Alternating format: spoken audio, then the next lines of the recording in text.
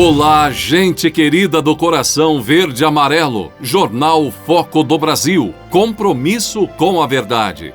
Sou Cleiton Basso convidando, quero o seu comentário, a sua participação.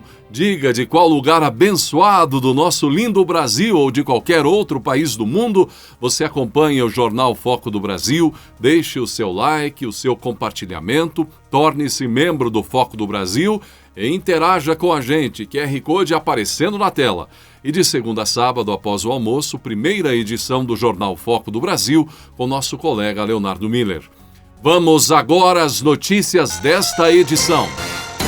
O assunto das últimas horas. Vimos que o candidato ao governo do estado de São Paulo, Tarcísio Gomes de Freitas, foi alvo nesta segunda, dia 17, de um atentado na comunidade de Paraisópolis, na zona sul da capital paulista.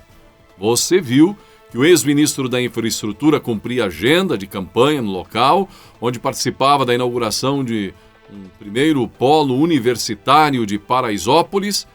A imprensa estava presente ali, tinha vários jornalistas, não é? E a equipe, inclusive, de reportagem da TV Jovem Pan News estava presente quando começou aquele momento tenso, disparos, enfim. Segundo a repórter Camila Yunes, Tarcísio se preparava para uma coletiva de imprensa no momento, quando então foi ouvida uma rajada.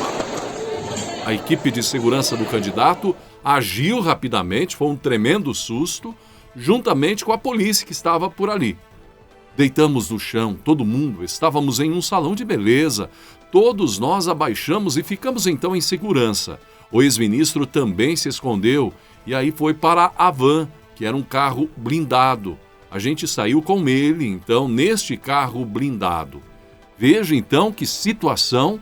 Inclusive, um jornalista acompanhou Tarcísio neste momento e fez um vídeo com o seu celular, do jeito que pôde, para relatar este momento tenso vivido por todos ali que estavam junto com Tarcísio naquele momento. Veja a questão aí que ela citou, uma jornalista falou sobre a van blindada, Tarcísio, o jornalista filmou isso e fez um depoimento deste momento. Pessoal, hoje nós estamos na comunidade de Heliópolis, Paraisópolis. Tivemos um problema sério lá, tivemos que sair de lá.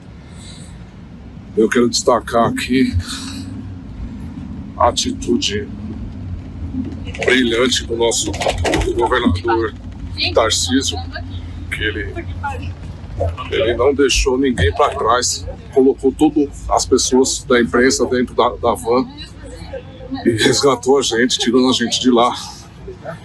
Mas ele está aqui também, graças a Deus ele está bem também, e estamos saindo daqui. O desenrolar de todo esse acontecimento, você viu nas últimas horas, nas redes sociais, nos noticiários, não é? Em sua rede social, Tarcísio afirmou que todos estavam bem logo após o problema. Durante visita ao primeiro polo universitário de Paraisópolis, fomos atacados por criminosos. Nossa equipe de segurança foi reforçada rapidamente com a atuação brilhante da Polícia Militar de São Paulo. Um deles, dos que provocaram o atentado, foi atingido, contou Tarcísio. Estamos apurando detalhes sobre a situação, escreveu Tarcísio logo após o episódio. A Polícia Militar e a Polícia Civil de São Paulo imediatamente agiram com investigações, enfim. O secretário da Segurança Pública, general João Camilo Pires de Campos, até concedeu coletiva de imprensa, falou sobre a ocorrência em Paraisópolis. Nas redes sociais, apoiadores de Tarcísio lamentaram o caso. E também, questionado sobre o ocorrido, o presidente Jair Bolsonaro, que apoia Tarcísio em São Paulo, afirmou logo em seguida que recebeu um telefonema diretamente do ex-ministro Tarcísio para tranquilizá-lo. E aí ele comentou, Bolsonaro falou, tudo é preliminar, não quero me antecipar ainda, se foi uma ação contra a equipe dele, se foi uma ação isolada, se algum conflito já estava havendo na região, é prematuro falar sobre isso. O que sei é que há poucos dias houve uma ação de 2 tiros em uma igreja, onde a primeira-dama se faria presente. O elemento foi detido, confessou que era do Comando Vermelho e que agiu para intimidar e evitar que pessoas fossem a esse evento da primeira-dama. Isso está acontecendo, a gente lamenta. É um sinal que ele, Tarcísio, deve se preocupar ainda mais com a sua segurança, concluiu Bolsonaro. E o governador de São Paulo, Rodrigo Garcia, anunciou que determinou a imediata investigação do ocorrido em Paraisópolis. Logo após o episódio, ele fez essa declaração. Então foi um momento extremamente tenso e ainda estamos nessa caminhada, aproximadamente 2 semanas para o término deste segundo turno das eleições. Em todo o Brasil, a tensão, a movimentação, tudo pode acontecer, elementos perigosos estão envolvidos de uma forma ou de outra, não é? nessa campanha, há interesses, muito já foi falado e nem tudo pode ser dito por conta de eventual censura que até pode ocorrer contra qualquer um que se manifestar a respeito. E um dos motivos para elementos perigosos estarem revoltados, o auxílio reclusão, que é um benefício concedido para famílias de presos, despencou no Brasil desde o início do governo Bolsonaro. Dados levantados pelo portal Poder 360, divulgados agora, mostram que a queda representa cerca de 52,2%. Em janeiro de 2019, quando Bolsonaro assumiu o poder, eram 46.750 benefícios. Em setembro deste ano, são 22.320. Quer dizer, menos da metade em proventos ativos. Os números mostram que o presidente Bolsonaro tem cumprido uma de suas principais promessas de campanha de 2018, quando falou que buscaria endurecer as regalias que favorecem os detentos presos no país. Ainda de acordo com o portal Poder 360, o desembolso do Instituto Nacional do Seguro Social, INSS, com auxílio reclusão, saiu de 49,8 milhões de reais em janeiro de 2019, gente, 50 milhões de reais pagos a familiares de presos. Um claro indicativo que o crime, gente, é um jeito, não precisa nem o produto do roubo. Só com isso aí você deixa todo mundo tranquilo, não é? Caiu, pelo menos, então, quando Bolsonaro assumiu, 49,8 milhões de reais gastos com auxílio reclusão em janeiro de 2019, caiu também praticamente pela metade agora, estamos com 27,4 milhões em setembro deste ano. Em vigor desde 1993, o valor médio pago aos familiares dos presos é de R$ 1.286, quantia que ainda é maior que o salário mínimo de um trabalhador, que atualmente está fixado em R$ 1.212. Ainda sobre o auxílio, vale destacar que Bolsonaro queria reduzir ainda mais o que tem sido pago, apesar de tentar e ter articulado com a base governista no Congresso, não obteve êxito para uma redução maior. Uma pergunta que deveria ser feita a você, brasileiro. Você concorda ou discorda desse valor que, por mais que Bolsonaro tenha reduzido pela metade desde que assumiu o governo, ainda é um valor alto pago em auxílio reclusão aos presos ou familiares de presos? O que você acha disso, enquanto o salário mínimo para um trabalhador brasileiro é menor do que o valor médio pago nesse tal auxílio reclusão? O debate na Band. Quem venceu? O debate entre os candidatos à presidência, ocorrido na noite deste domingo, dia 16, na TV Band, teve quase 550 milhões de interações nas redes sociais. 54% dos comentários foram para o presidente Jair Bolsonaro e o restante para o petista Lula. Bolsonaro, que concorre à reeleição, também teve maior número de menções positivas, com 51% ante 39% do petista. O debate, então, pelo menos nesta consideração, dá uma análise aí favorável a Bolsonaro. O debate não teve participação linear dos candidatos.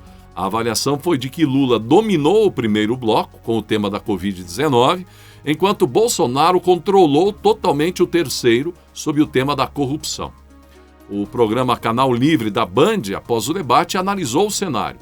Para Fernando Mitre, o debate pode ter sido decisivo para o eleitor que ainda estava ou está indeciso em quem votar no segundo turno. Esse debate avança um pouco em relação ao eleitor indeciso. Não tenho dúvida sobre isso. O fato é que os dois se tornaram mais conhecidos. Eles se mostraram, ficaram 1 hora frente a frente, afirmou Mitre.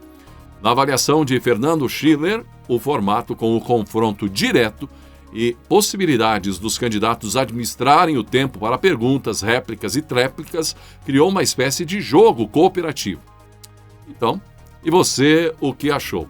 Pessoalmente, eu gostei desse formato, frente a frente, foi bacana, não é? Também a sua avaliação da presença de Moro e Dallagnol. Eles estiveram nos bastidores. Moro chegou acompanhando o presidente Bolsonaro, acompanharam Bolsonaro nos bastidores dos estúdios do debate na Band. O que você achou da presença de Moro e Dallagnol apoiando o Bolsonaro?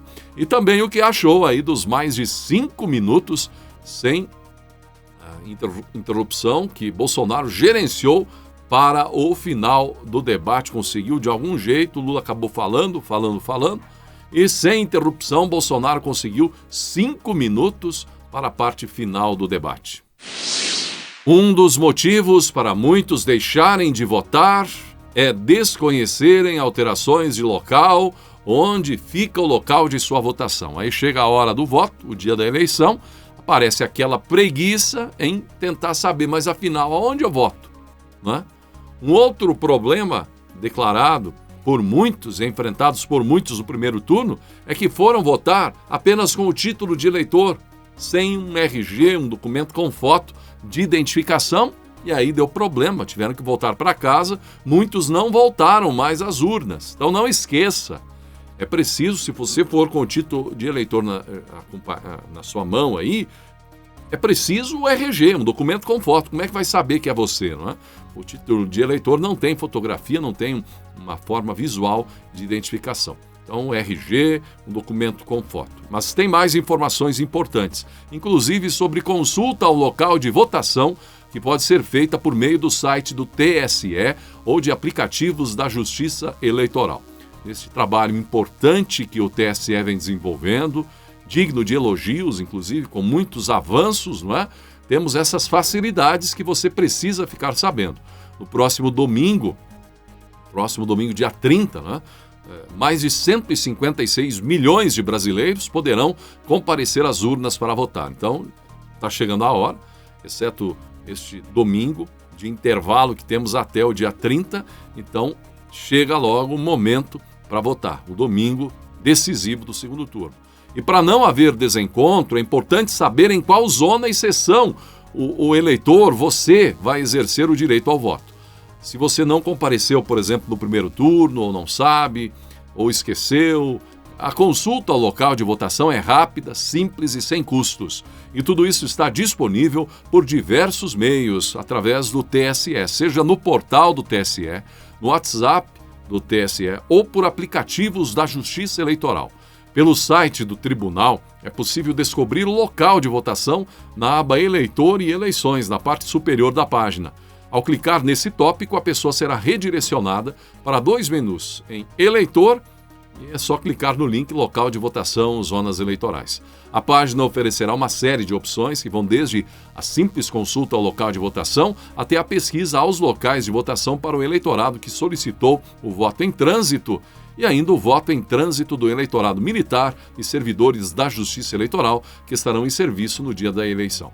Para pesquisar, basta preencher 3 informações: o nome, número do título de eleitor ou CPF, data de nascimento e nome da mãe. Feito isso, a página indicará o resultado com o número da zona eleitoral, da seção eleitoral e o endereço do local de votação. Ainda na página principal do TSE, há outra possibilidade de consulta no autoatendimento do eleitor, disponível no alto do menu Eleitor e Eleições ou no conjunto de menus localizados do lado direito da capa do portal. O autoatendimento, gente, oferece uma série de serviços remotos diretamente pelo computador para que não seja necessário sair de casa. Neste caso, para realizar a consulta, basta clicar no ícone onde votar e preencher o formulário disponível com as mesmas informações pessoais para obter os dados do local de votação. E aí ainda tem o WhatsApp, tem um número específico, o e-título, o aplicativo móvel. Não tem justificativa para você faltar neste segundo turno. Bolsonaro recebeu apoio de 2 ex-senadores à sua reeleição. Ele se reuniu no Palácio da Alvorada com Arthur Virgílio Neto, que é tucano, e José Agripino Maia, do União Brasil. Arthur Virgílio foi ministro durante o governo de Fernando Henrique Cardoso, foi senador e deputado federal pelo Amazonas e prefeito de Manaus por 3 mandatos.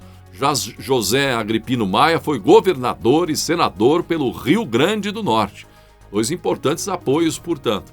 Também cantores sertanejos visitaram o presidente, gente. O presidente Bolsonaro, você viu, recebeu no Palácio da Alvorada os apoios públicos dos cantores Gustavo Lima, um dos maiores nomes da atualidade e um dos maiores nomes de todos os tempos da música sertaneja, como o Leonardo, e também ainda a presença do Chitãozinho, da dupla Chitãozinho e Chororó, além da presença de Zezé de Camargo, da dupla Zezé e Luciano.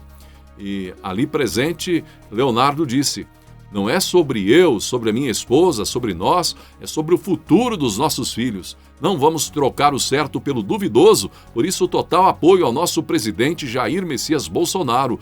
Foi o que disse, na verdade, Gustavo Lima, o cantor. O Leonardo afirmou isso, então. Ele disse que em sua cidade natal, Bolsonaro teve 90% dos votos e que dá um apoio de coração à reeleição do atual presidente.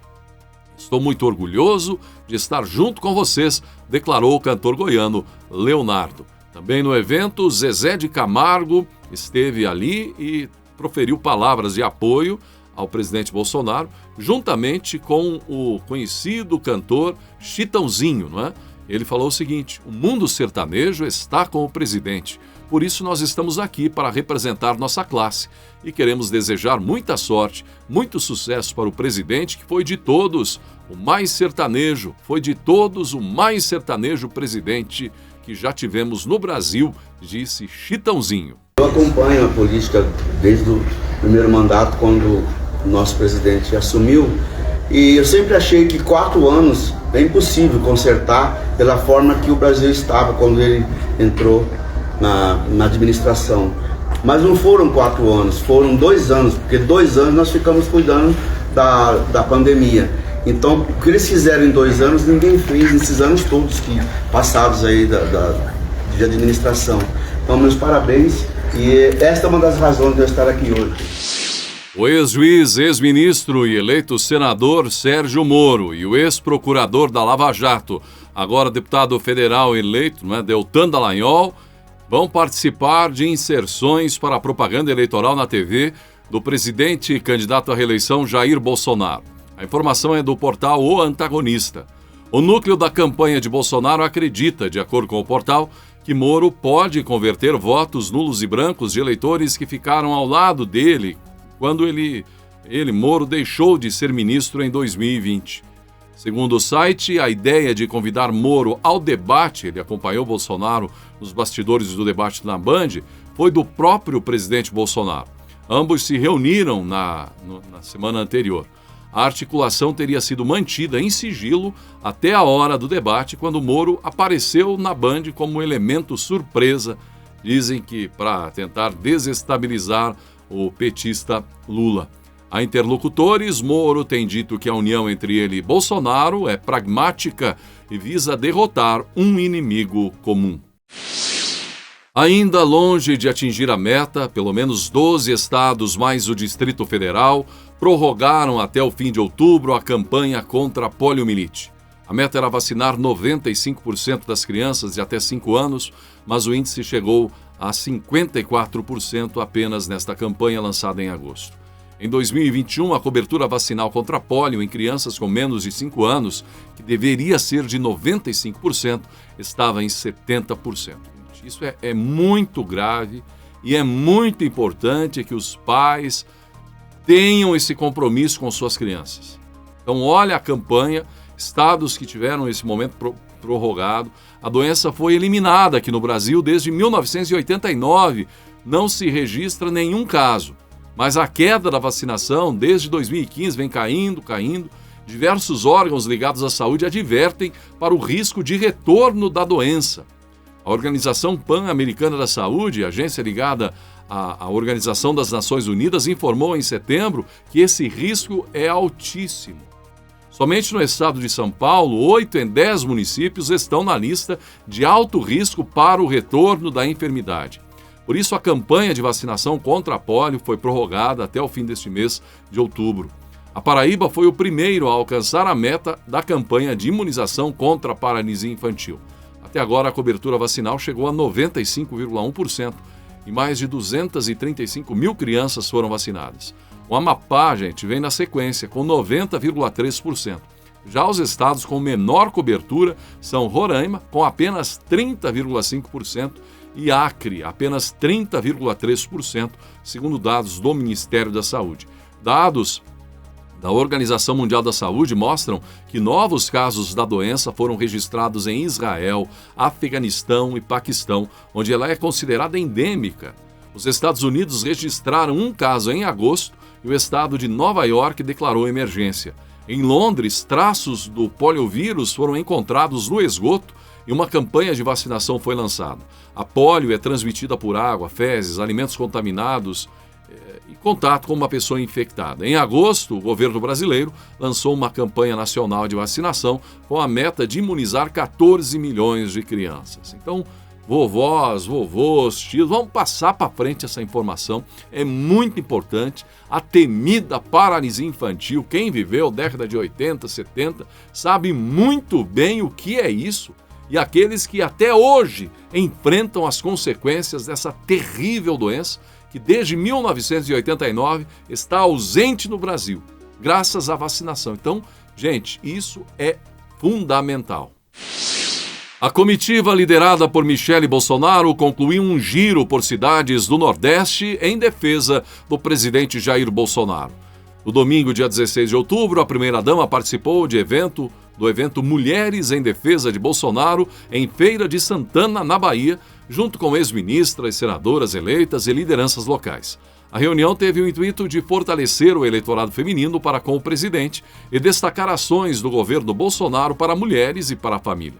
Em seu discurso, Michele também atacou a oposição e o petista Lula e lembrou da decisão de Bolsonaro de acolher religiosos, principalmente da Igreja Católica, perseguidos na Nicarágua. Nós estamos aqui e somos pessoas que acreditam em Deus, e a palavra do Senhor fala que o sábio se inclina para a direita e os tolos se inclinam para a esquerda, e esse Brasil vai ser liberto, declarou ela. Ao longo de 3 dias, a caravana liderada pela primeira-dama Michele Bolsonaro percorreu 11 cidades de todos os estados do Nordeste. Até o dia 30 de outubro, o movimento Mulheres com Bolsonaro deve continuar visitando municípios em todas as regiões do Brasil.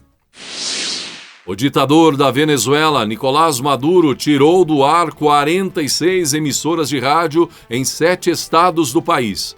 A denúncia foi feita pelo Colégio Nacional de Jornalistas, uma associação local, neste último sábado, 15 de outubro, e publicada por agência internacional. A secretária-geral do CNP, Delvale Canelon, explicou que a censura à imprensa se acentuou em julho deste ano. Desde aquele mês, a Comissão Nacional de Telecomunicações, órgão regulador da Venezuela, vem determinando que emissoras saiam do ar. A Conatel ainda apreende os equipamentos de transmissão dessas plataformas, o que é um roubo, disse Delvale, em relação à regulação imposta e à tirada do ar de emissoras. Estamos preocupados porque isso representa um novo ataque do governo à sua chamada hegemonia da comunicação, que está cada vez mais se aproximando dos poucos meios de comunicação restantes, disse a secretária. Conforme Delvale, o órgão regulador negou às estações de rádio licença para operar, apesar de terem apresentado a documentação necessária para esse fim em várias ocasiões. A secretária acrescentou que nos últimos meses a Conatel ordenou também a retirada do ar de programas de informação radiofônica que transmitem comentários ou fazem queixas à ditadura de Nicolás Maduro.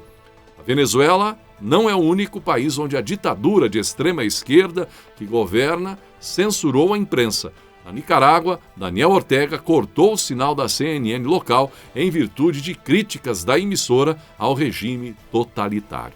Essa ideia, gente, de controlar, regular a imprensa é um absurdo, um ataque contra qualquer situação democrática na Venezuela, na Nicarágua. Infelizmente, isso está acontecendo lá. Felizmente, aqui, o nosso governante defende que não haja uma regulação desse nível nos meios de comunicação, que deitam e rolam de toda forma. Você vê quanta crítica o atual presidente recebe dos principais portais de informação do país e não se vê nada, não é? Nada. Mas há a promessa de que no futuro possamos ter, não é? Regulação. Você viu? Você vê o boato, a conversa e as falas e as afirmações reais, uma ameaça à liberdade de imprensa que pode vir no futuro aqui no nosso país com essa história de regular os meios de comunicação, os veículos de comunicação, as redes sociais no Brasil. Nosso país precisa estar atento ao que está acontecendo aí do lado. O general Heleno, ministro, está sob o comando do GSI, o Gabinete de Segurança Institucional da Presidência da República, não é? E está trabalhando com sua equipe com a hipótese de envolvimento do Comando Vermelho no ataque à igreja, onde, logo depois do ataque, discursaram a primeira-dama Michele Bolsonaro e a senadora eleita pelo Distrito Federal, Damares Alves. O incidente foi registrado no sábado, 15 de outubro, por volta das 6h30 da tarde, antes do início do evento.